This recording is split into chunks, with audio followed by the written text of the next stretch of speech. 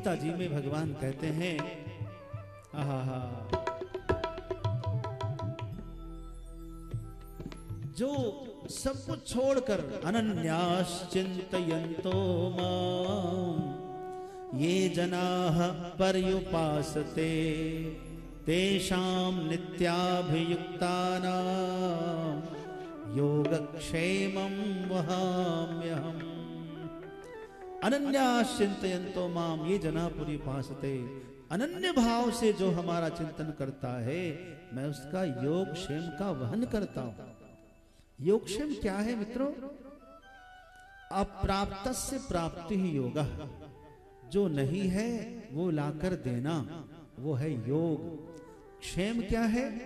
प्राप्तस्य संरक्षणम क्षेमः, जो मेरे पास है उसकी रक्षा भी वो करते हैं, और जो मेरे पास नहीं वो लाकर पहुंचाते भी।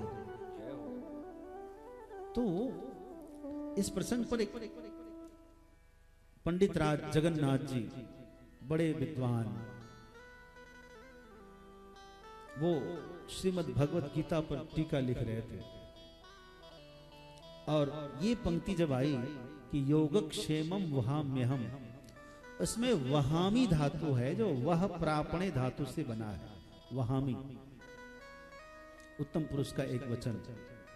तो वह प्रापणे का अर्थ होता है कि कोई आदमी अपने पीठ पर लेता है और ढो कर ले जाता है। तो भगवान किसी को कुछ भी अपने पीठ पर लेकर तो नहीं पहुंचाता। क्यों? ये तो गलत हो जाएगा कहना। तो योगक्षेमम वहामी नहीं होना चाहिए, योगक्षेमम करोम्यहम् होना चाहिए। वह योगक्षेम कर सकते हैं, नो जो प्राप्त नहीं उसको लाकर दे देंगे, पहुंचा देंगे, किसी न किसी माध्यम से प्रदान कर देंगे, और जो है उसकी रक्षा भी करवा देंगे। तो योगक्षेमम करोमि होना चाहिए। ऐसा सोच करके उन्होंने उस पर कलम चलाया, कलम से उसको काटा, फिर रख दिया चिंतन करने के लिए। फिर अब कल इस पर आगे लिखेंगे, विचार करेंगे, भाष्य लिखेंगे। पंडित जी अलग रहते थे, आज भगवान ने अपना चमत्कार दिखाया। शाम के समय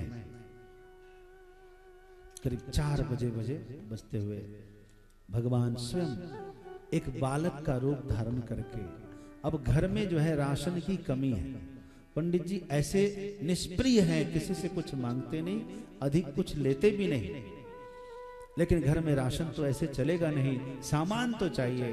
तो भगवान ने एक बालक का रूप धारण करके बहुत सारा सामान अपने सिर पर लाद करके पंडित जगन्नाथ जी के घर पर पहुंचा गए। पंडितानी उनकी पत्नी ने देखा, कौन है? माता जी मैं हूं। अच्छा कौन हो? मेरा नाम केशव है। केशव? अच्छा, ये सब गुरु जी ने भेजा है। किसने भेजा?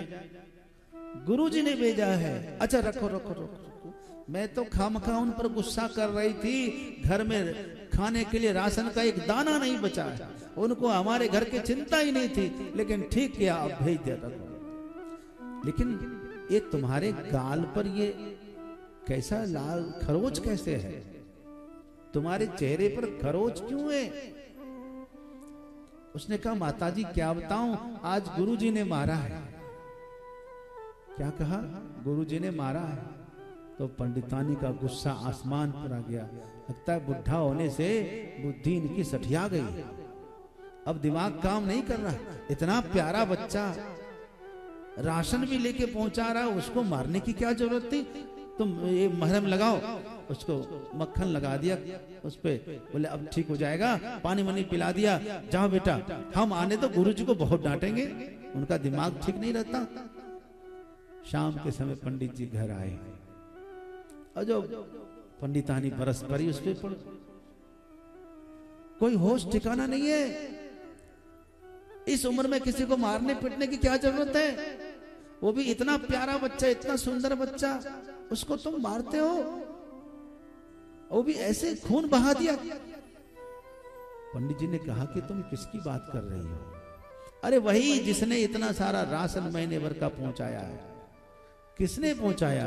अरे एक बालक था जो इतना सारा राशन पहुंचा गया, उसका नाम केशव बता रहा था और कहा गुरुजी ने मारा है।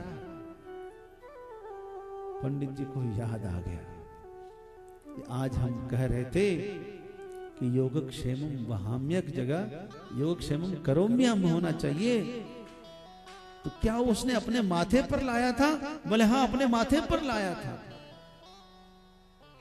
पंडित जी की आंखें खुल गई।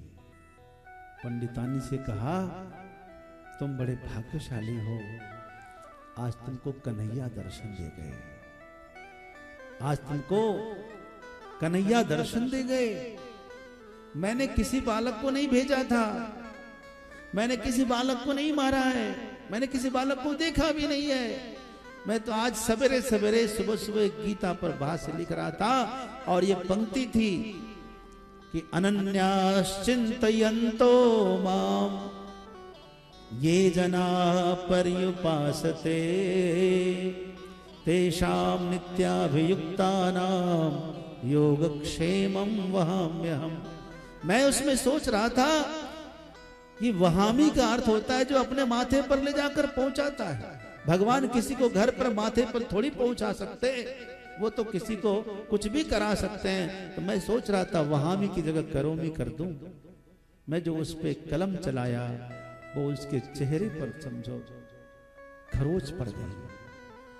जगन्नाथ जी बहुत रोए, पंडित राज। तो बंधुओं, भगवान जो है योगक्षेम का वहन करते हैं।